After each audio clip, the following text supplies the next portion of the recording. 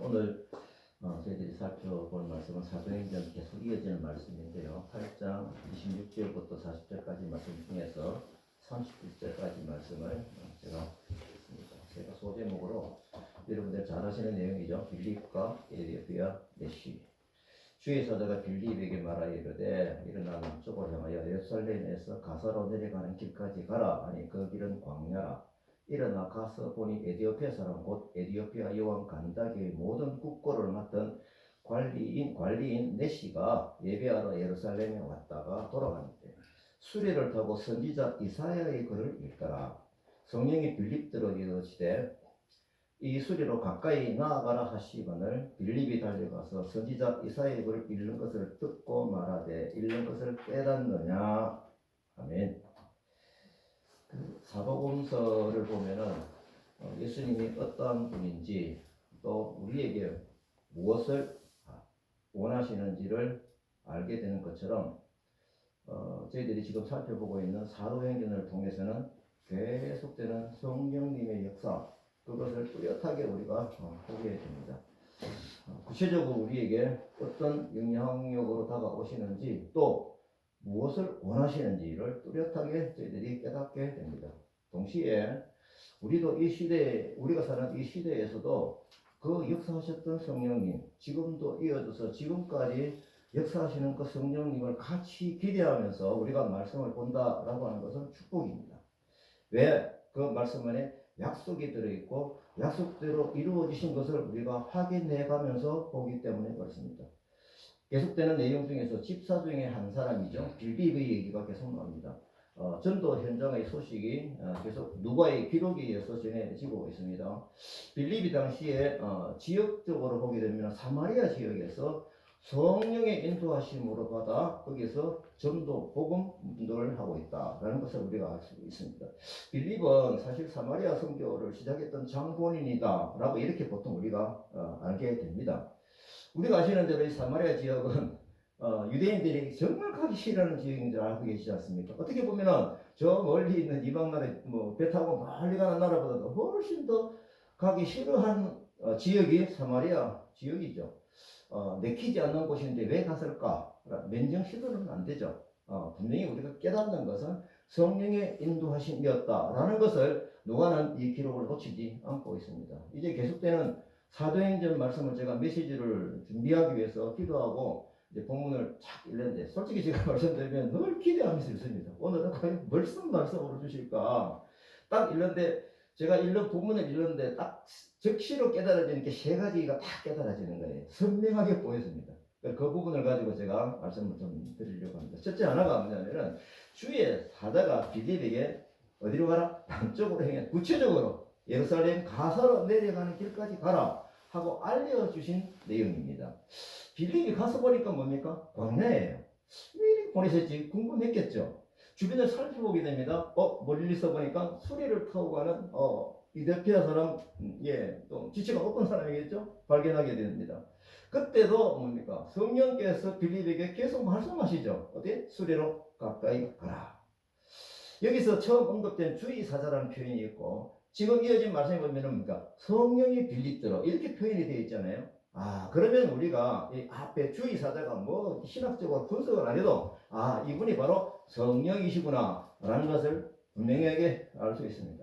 다시 말씀드려서 하나님께서 성령님을 통해서 복음사역 전파를 누구를 통해? 성령님께서 이렇게 우리 모든 사람들이 마음과 움직이셔가지고 지시하시고 구체적으로는 이렇게 선교 사역이 이루어지고 있구나 라는 것을 깨닫게 됩니다. 누가는 이방 지역의 선교 활동이 하나님의 섭리하심에 따라 이루어진 것을 암시적으로 드러내고 있는 것이죠. 놓치지 않습니다. 제가 누가의 기록을 보면은 사도행전도 그렇고 누가복음도 그렇고 주의 사자 또 뭡니까 성령 이런 메시지 많이 딴 데보다 훨씬 많이 나옵니다.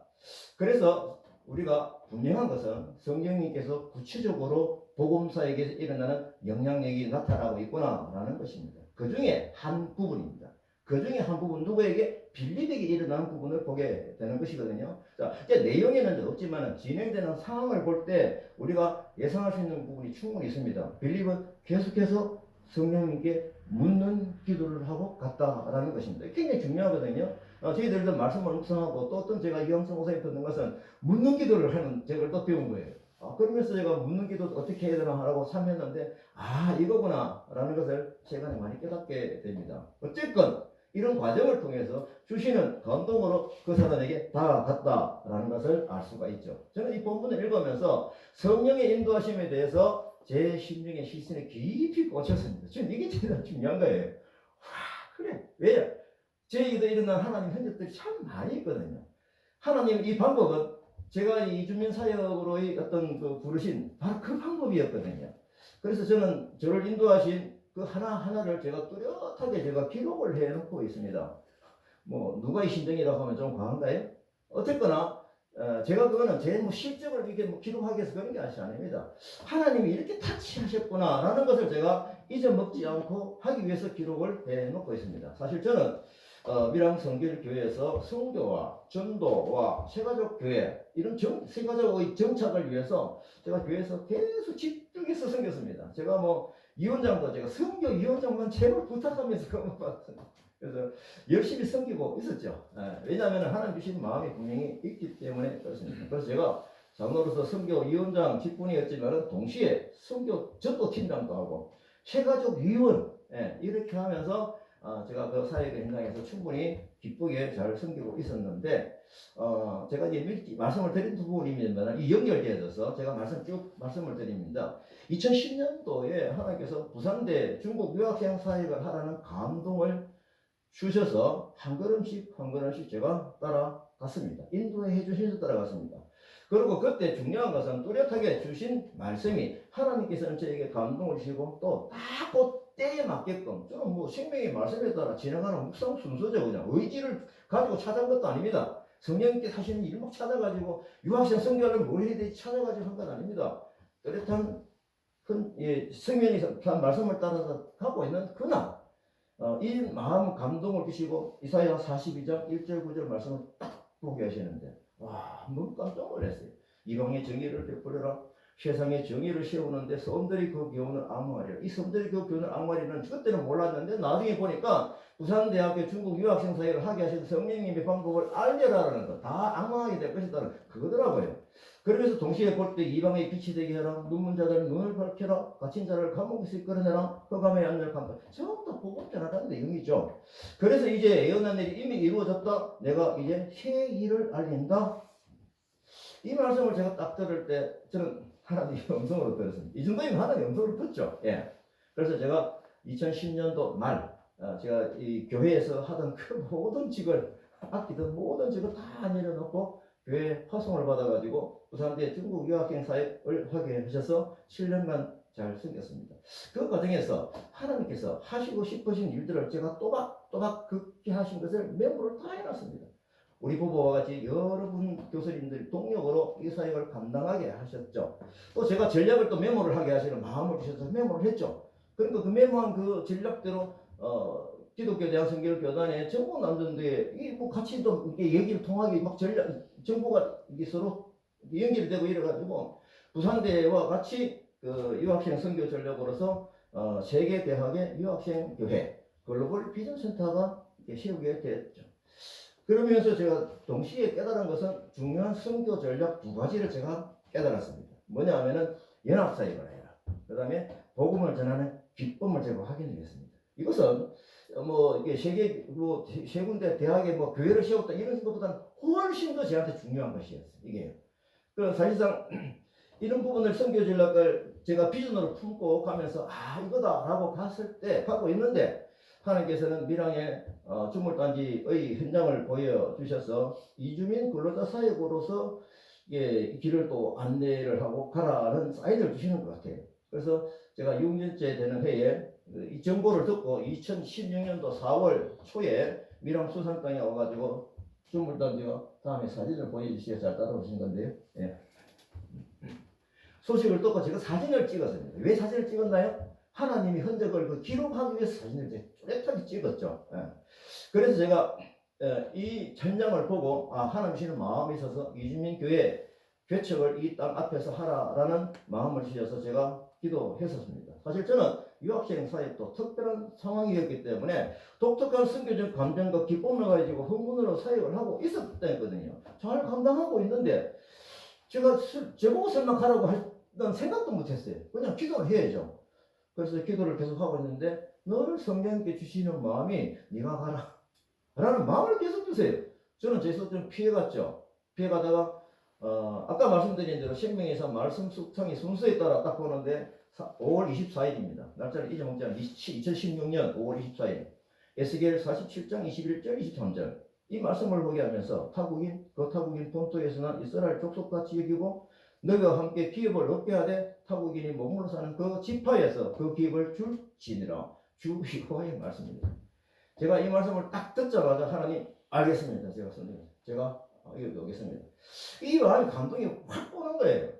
그래서 지금 이 부분은 우리가 에스겔이 앞으로 회복될 가나안 땅에 대한 땅의 분배를 미리 에스겔에 주신 그 말씀이거든요. 그래서 땅 분배는 하나님의 약속, 기업의 분배이거든요.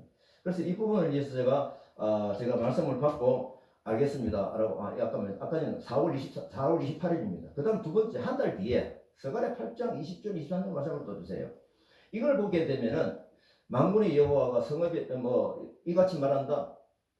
다시 여러 백성, 많은 성읍의 주민이 올 것이라. 이 성읍 주민이 저 성읍에서 가서 이르기를 우리가 속히 가서 만군의 여호와를 찾고 여호와께 은혜를 구하자 하면 나도 가겠노라 하겠으며 많은 백성과 강대한 나라들이 예루살렘으로 와서 만군의 여호와를 찾고 여호와께 은혜를 구하리라. 만군의 여호와 이와 같이 말하노라. 그날에는 말이 다른 이방 백성 10명이 유다 사람 한 사람의 옷자락을 붙잡을 것이다.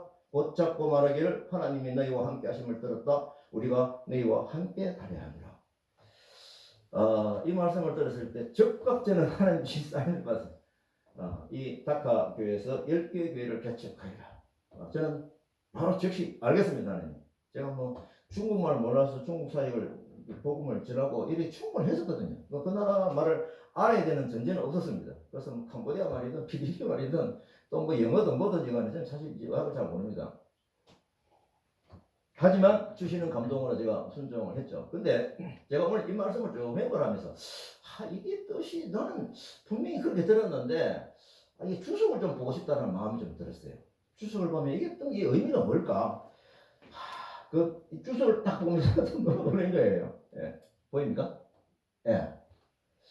제가 이 말씀을 볼 때, 이 주석의 내용이 딱 그대로 읽어드리고 싶어요. 한 민족만이 아니고 각 민족이 주님께 돌아가는 것을 신약시대 때 복음이 전해지는 것을 이게 예언으로 주신 거예요. 저들이 서로 하나님께 돌아가고자 건면하고 개인적으로 또는 자발적으로 돌아온다. 여호와께 은혜를 받으려고 돌아온다. 유대인이 복음 운동의 지도자가 될 것이라는 예언인데 이 유대인이라고는 이미 하나님의 백성이다. 이런 의미죠. 제가 이 주석 내용을 보고 깜짝 놀랐어요. 정확하구나. 그래서 이 과정에서 성령님께서 하시고 싶은 일을 저희 부부에게 또박또박 그렇게 하신 것이죠. 이제 우리는 각각 성도인 공동체로서 동력으로 이 사역을 감당하고 있는 것입니다. 제가 왜 이 부분을 좀 간증을 재차 또 말씀을 제가 들으신 분은 여러분 들으실 텐데요. 오늘 본문을 읽는데 저에게 일어난 그 과거의 성령님께서 다시 하신 것과 똑같은 거예요. 이런 배경이 저에게 있다 보니까 지금 일어나는 일들이 오늘 말씀과 같이 실시간의 감동으로 저에게 전해지고 있음을 고백합니다. 이제 이어지는 구체적인 성령의 지시를 보십시다. 빌립이 가서 보니까 통성명을 한 것 같아요. 누구십니까? 어디 보셨습니까? 그렇죠? 그러니까 얘기를 했겠죠. 알고 보니까 그는 에티오피아 여왕의 모든 국고를 맡은 관리인 네시입니다. 라고 되어 있죠. 이건 왕실 또는 국가의 재무 관리를 담당하는 매우 지체가 높은 사람이에요. 마차를 탄 거 보면 알지 않습니까? 그가 왜 여기에 와 있냐라고 하니까 예배하러 예루살렘에 왔다가 자기 나라로 가는 중이라는 얘기를 듣게 됩니다. 이 에티오피아에서 예루살렘까지 먼 길을 예배하기 위해서 왔다. 대단한 사람이죠.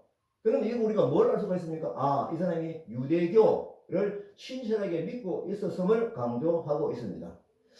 성경을 읽고 있었다는 것도 그 표현이죠. 그래서 성경을 읽는데 이제 그 사실을 확인시켜주는 내용입니다. 이것이 두 번째 제가 깨닫게 되는 내용인데요. 그게 내용을 보니까 예언되어 있는 대로 일어난 구세주 예수 그리스도를 알리는 복음 전함의 내용이다. 빌립은 성령님이 계속 주시는 마음으로 옵니까? 메시가 읽고 있는 내용을 물어봤죠.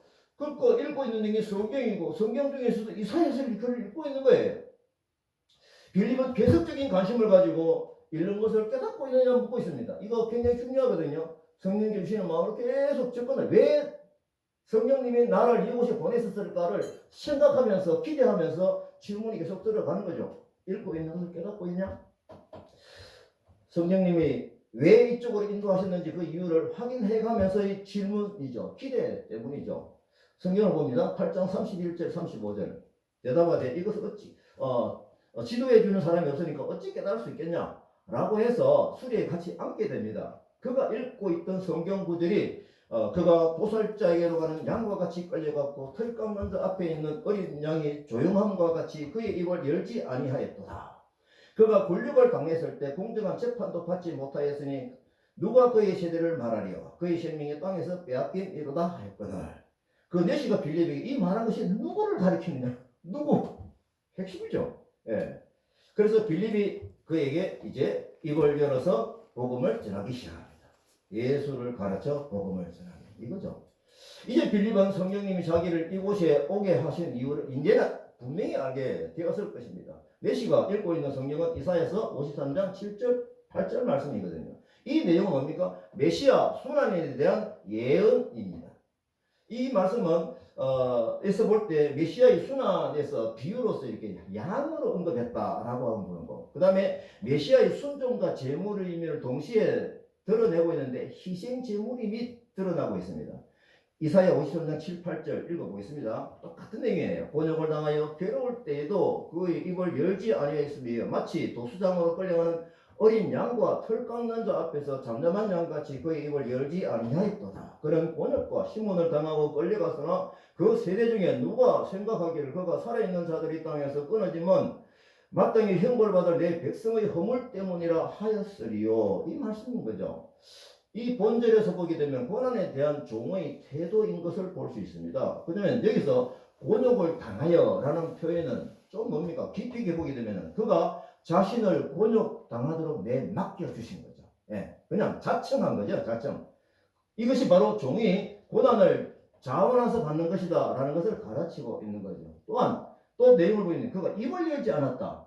다시 말하면 이 고통을 감수하고 참아냈다라는 것을 가리키는 것입니다. 이제 하나님의 기록을 받은 이사야는 이 사실을 강조하기 위해서 털 깎는 자 앞에서 양의 이미지를 사용하고 있죠. 제가 이전에 양이 도살을 당할 때 뭐 그냥 발포종을 합친대요. 제가 너무 신기해가지고요. 그 영상을 찾으려고 못 찾았어요. 이번에 내가 깊이 찾아보니까 유튜브를 트니까 금방 나와요. 제가 도중에서 꼭 관계되는 영상만 한번 보도록 하겠습니다. 아, 신기해요, 정말요.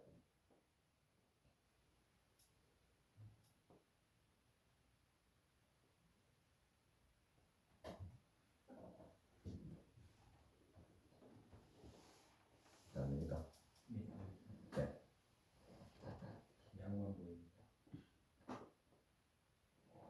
네. 노트북이 바뀌어서 그러는지, 아까 됐는데. 네. 안 됩니까? 예. 예. 나중에, 제가 이걸 보면서 노란 게, 근데 가만히 있어요. 가만히. 자기 저기 칼을 갖다 빼야 되는데도 가만히 있어요. 약간 아파서 조금 움츠리는 건 있는데, 결국 이제 이 내용은 구약 성경에서 예수 그리스도에 대한 예언의 핵심 성경이죠. 빌립에게서 최근 일어난 지금 뭡니까? 누구의 사건입니까? 예수님이 십자가에 죽으심과 직접 연결되는 매우 중요한 내용이죠. 빌립이 탁 깨닫게 되는 거죠. 누구를 가리키느냐? 빌립이 이제 적극적으로 목격자로서 복음을 전하게 됩니다. 얼마나 막 제가 같으면 침이 튀겼을 거예요.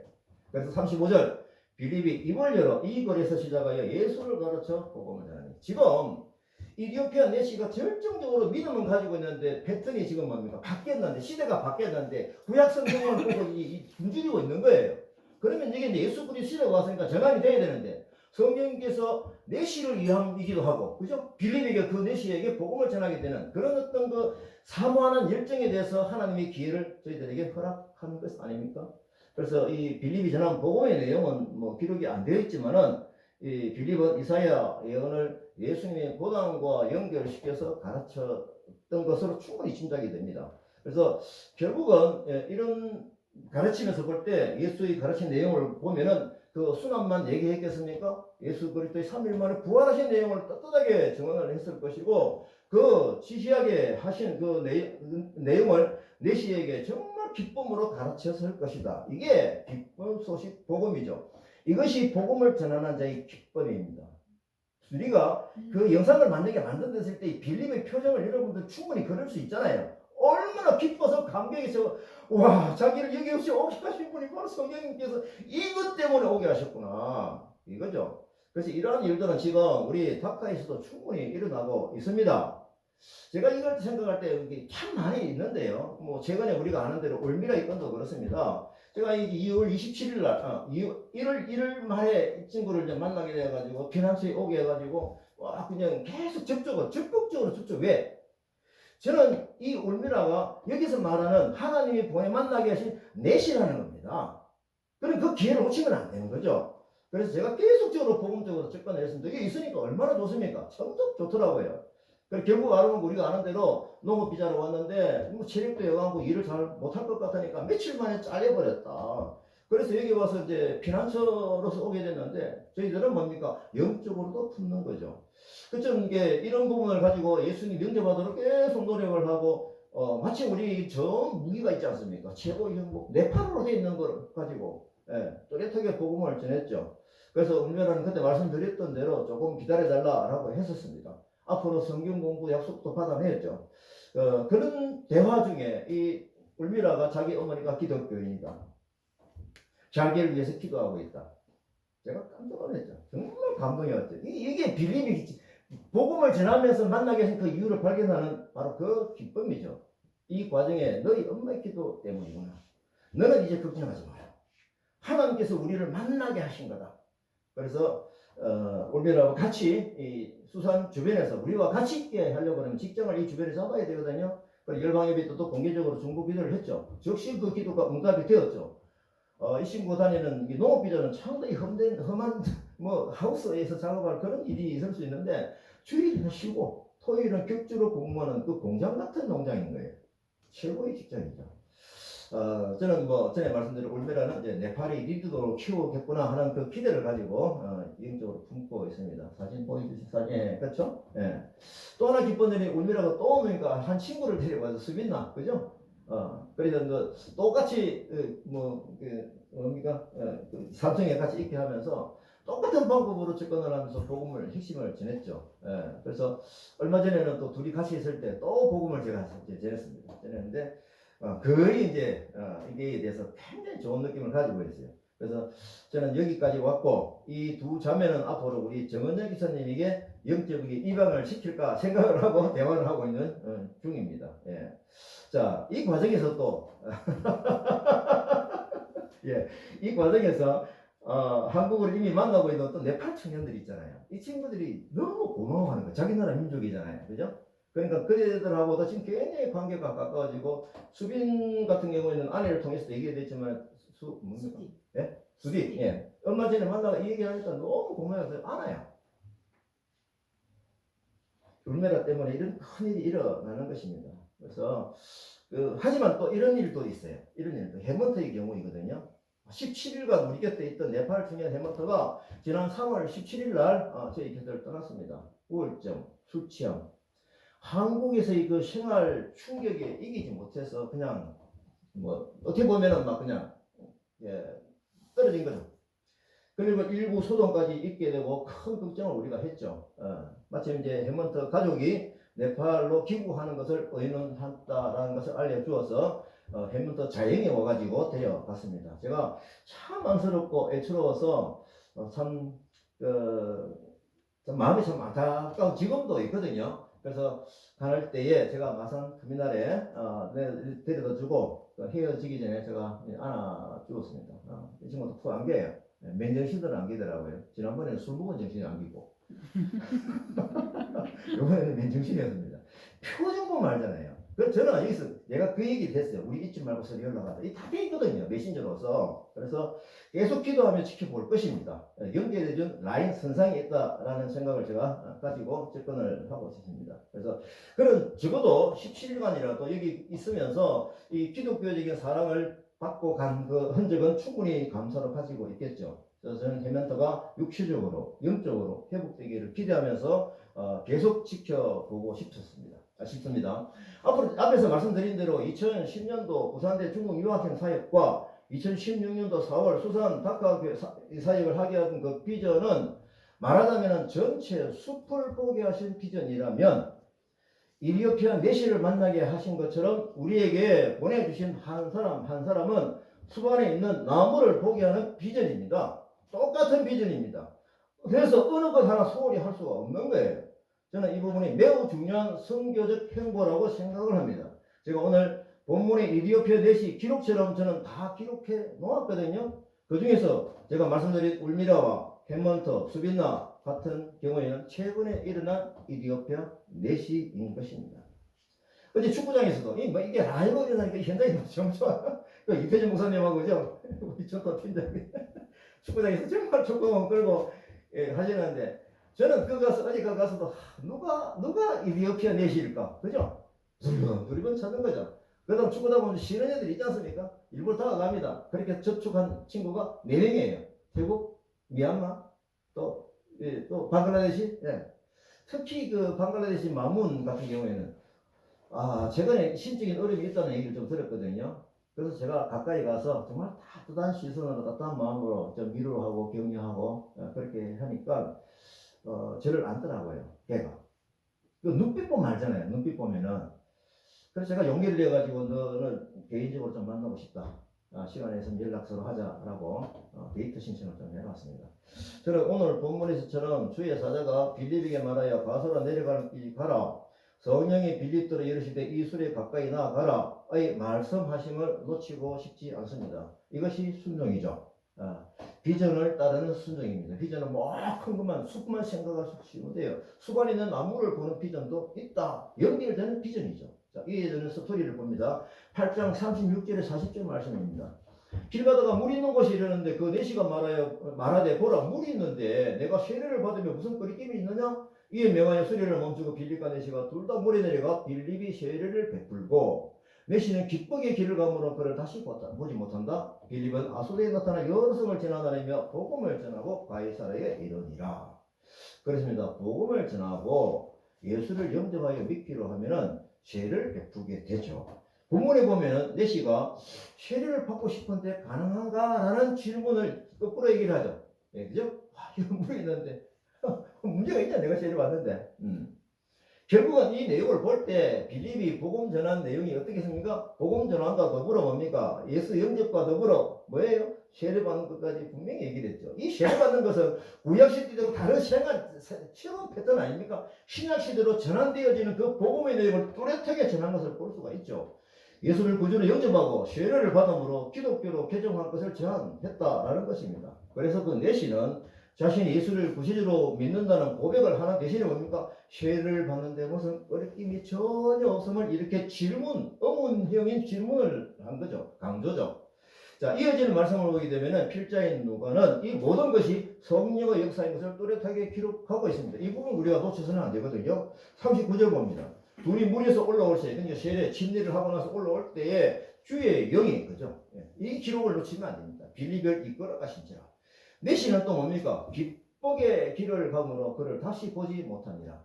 어떻게 보면 다시 보지 못한다라고 하는 것이 뭔가 여기 또 떨어진 것처럼 보이는데 그렇지 않습니다.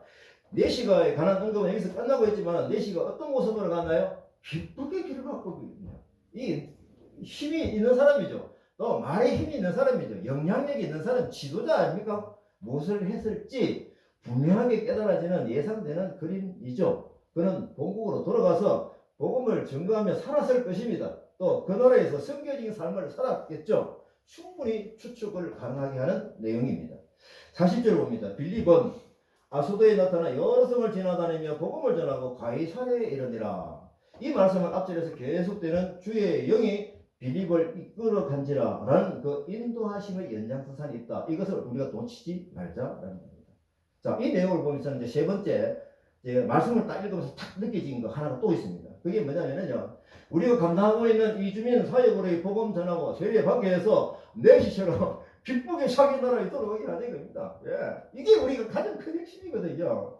빌립이 성령에 이끌려 받는 전도 대상자가 이디오피아 사람 아닙니까? 얼굴색이 완전 다릅니다. 빌립은 유대인이기 때문에 맨정신들은 도저히 가까이 갈 수 있는 이방 나라 사람, 가까이 갈 수 없는, 가까이 가고 싶지 않은 사람들이죠. 이방 나라 사람입니다. 우리도 그렇겠지만은, 여러분도 그렇겠지만은, 저의 경우에는 이주민 사역은 온전히 성령의 이끌림이었습니다. 제가 말씀드린 대로 그렇습니다. 제가 이 본문을 읽으면서 앞에서 말씀드린 대로 세 가지의 상황으로 바로 깨달았던 것이 그 이유입니다. 여기 다카 이주민 사역 현장에서 이 자리에 앉아 계신 우리 여러분들, 그리고 본교회 사역을 감당하고 흘러벅떡 뛰어 오셔가지고 동력으로 감당하시는 분들, 이 연합사역, 복음 전하는 기쁨, 이 현실을 저는 바라보면서 저는 오늘 본문에서 받는 감동이 너무나 큽니다. 성령님은 주물단지에 들어오는 1800명의 이주민 정보를 뜯게 하셔서 수상 토목 현장에 달려오고 계셨고, 이곳에서 이주민 교회를 개척하게 하라는 비전으로 기도할 마음을 주셔서 기도를 시작했는데, 유학생 사역으로 충분히 감당하고 있는 저에게 이주민 사역을 개척하여라 라고 두 번이나 말씀을 하셨어요. 네가 이주민 사역을 개척해라. 너는 유학생 사역 해봤지 않냐? 그러니까 하기 쉬울 것이다. 제가 유학생 사역은 넥타이 메고 하는데 이주민 사역은 뭐 힘들다는 겁을 주는 사람 되게 많아서 있대요. 그래서 두 번이나 제가 울림으로 하나님 성령님께서 말씀을 주셔서 제가 1년 동안 준비하고 이제 개척이 된 현장이 바로 다카 교회입니다. 여기 계신 여러분들도 성령의 음성을 분명히 듣고 그 음성에 반응을 하셔서 오셨음을 믿고 있습니다. 정말 이 사역은 돈과 사랑을 계속 쏟아 부어야 하는 사역이면서도 누적되어 쌓이는 것도 없고 맨날 개척교회 같고, 또 어떤 때는 왜곡된 반응으로 해가지고 오해가 될 때는 정말 힘이 빠져 이제 힘들죠. 맨정신으로 감당할 수 없는 이주민 사역이지만 성령님께서 주시는 기쁨과 동기부여, 이것이 훨씬 크기 때문에 충분히 감당할 수 있다 이겁니다. 어려움을 없애버리라고 하는 것이 아니고 어려움 속에서 더 큰 기쁨을 우리가 확인하는 거죠. 여호와를 기뻐하는 것이 너희의 힘이니라. 복음 전하는 현장이 예수님이 가장 기뻐하시는 현장이라는 것을 우리가 꼭 기억을 해야 됩니다. 그래서 우리 다카 사역 현장 방향을 다시 한 번 더 확인을 합니다. 우리에게 만나게 하시는 한 영혼 한 영혼을 오늘이 내시처럼 영적으로 품자입니다.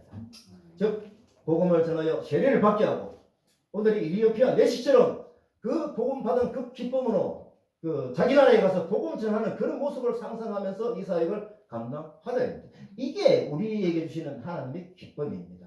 그래서 마지막 결론으로는 복음을 전하는 현장에서 성령님이 하시는 역할 5가지. 저는 이것을 내가 정말 중요한 요한복음 14장 16장입니다. 거기서 성령님이 임하면 나타나는 현상, 정상가라는 이봉사님 현상으로 바꾸고 현상으로 바꿉니다. 그거 정말 너무 좋은 거예요. 그래, 우리가 성령 사모하고 성령 충만하고 막 찬송하는데 뭐가 성령 충만한 결과냐, 내한테 그게 있느냐 한번 점검해보자는 겁니다. 그래서 5가지가 뚜렷하게 있는 것을 제가 말씀드렸죠. 그 중에서 하나 오늘 확인을 합니다. 뭐냐면은요, 그 복음을 전하는 성령님이 5가지 위해서 비전을 주시는 장래일을 알리시는 것입니다.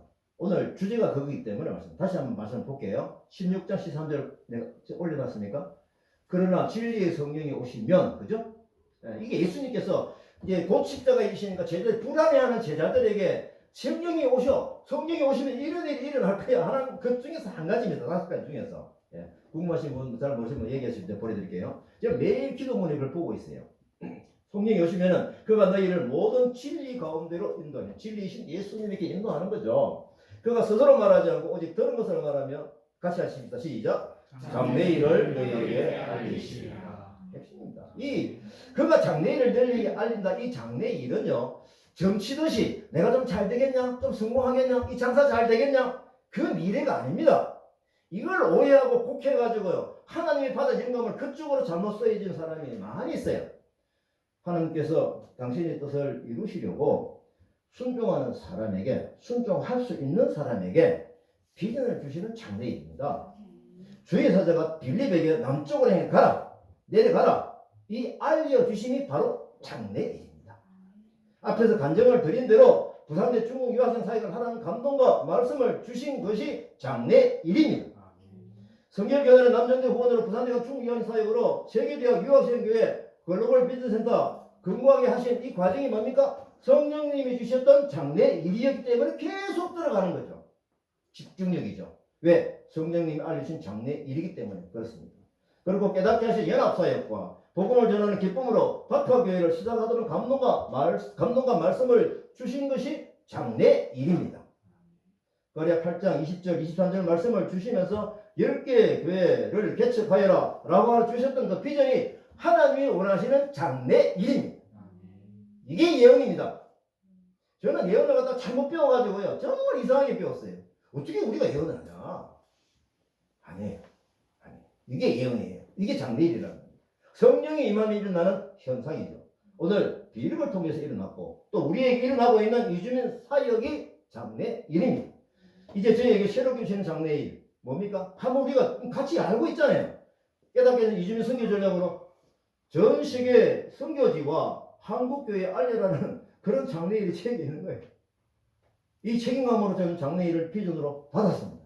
지금 진행 중에 있습니다. 3분의 1 뿌리 산업대학을 활용하는 선교 전략. 정말 성령 들리듯이 우리가 같이 기록을 했지 않습니까? 그걸 보니까 너무한 거예요. 그래가지고 몇 군 확인해 보니까 다 맞아요. 좋아해요. 그래서 제가 지난 한 3주 전쯤에 교단 선교국장이 일부러 서가 찾아왔습니다. 내 할 말이 있습니다.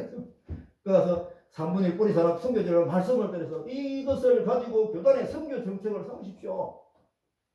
마침 며칠 후에 계획되어 있던 해외 교단 신학교 원장님 워크숍 모임에 저를 오라고 거예요. 예.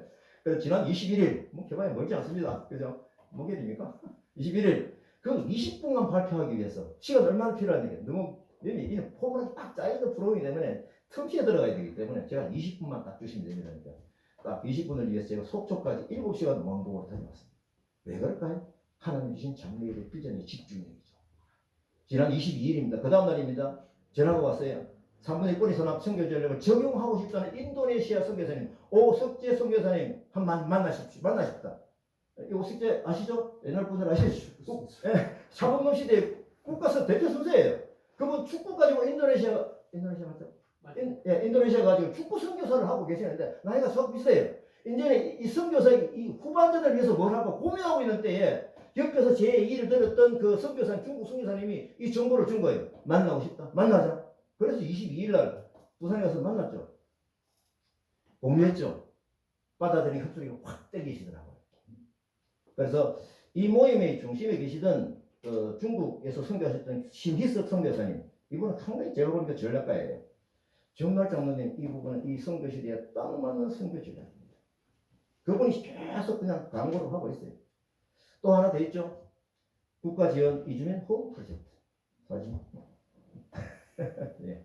뭐 어떻게 될지 모르지만 이게 하나님이 주신 장래 일일까 기대를 하면서 왜 우리 욕심에 들어가는 우리가 돈 벌고 하는 게 아니잖아요. 목적이 뭡니까? 하나님 나라 확장을 위해서 복음 전하기 위해서 이 부분에 소원을 가지고 있기 때문에 이런 모든 부분들은 우리가 이 기도 제목이 되어야 한다라는 것입니다. 이제 제가 결론으로 이제 정리를 해보면요. 오늘 본문에서 일어나는 그 상황은 지금의 이주민 사역에 있어서 그대로 일어날 수 있는 상황이다. 저는 참 사도행전을 보면서 요모험도 그랬고 이어서 사도행전의 말씀을 보면서 이번에는 무슨 말씀 기대하면서 보는 이겁니다. 볼 때마다 막 현실에 맞게끔 우리 현장에 맞는 말씀을 그렇게 주시는 거예요. 그래서 제가 이걸 하면서 이 세 가지를 좀 스스로 각오를 좀 하고 있습니다. 첫째 하나가 뭐냐면은 이주민 사역을 감당하고 있는 우리는 하나님의 섭리하심에 따라 성령의 인도하심에 이루어지는 사역을 알자라는 것입니다.